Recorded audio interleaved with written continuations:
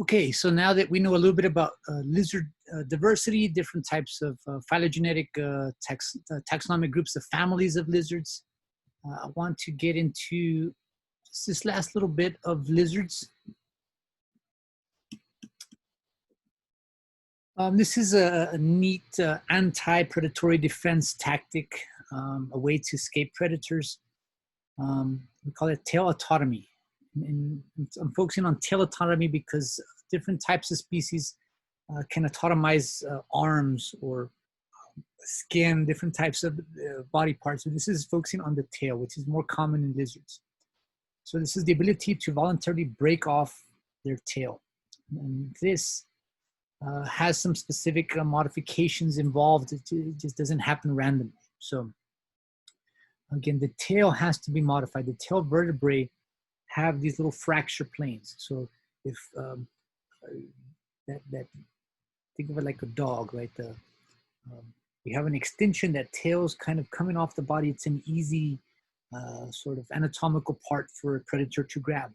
So most of these lizards, if grabbed by the tail, they decide, man, they got my tail, I'm dead, or I can lose my tail.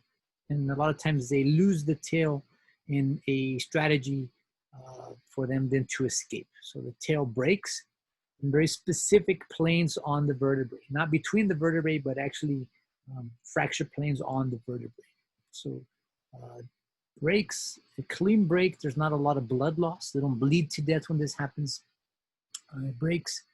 And then there's a lot of innervation that gets triggered in that little tail. So the tail sticks around, it wiggles, wiggles, wiggles, wiggles, and it distracts a predator. So the predator sees this little wiggling thing here, distracted, gives time for the lizard to escape. So you can see that, lost the tail. This sort of radiograph shows the lost tail and a regenerated tail. So the tail can regrow back after it's damaged, after it's broken. It looks different. It's not calcified anymore. It's just cartilage that regrows. But the tail is an important part of their body, their anatomy, because they store a lot of fat in the tail. So again, not every type of lizard can do this. Depends on how valuable the tail is for the lizard. Some do not autotomize the tail because they will lose too much fat, or it will affect their ability for their own survival. It affects their survivability. So with that, just wanted to get into the idea of autotomy.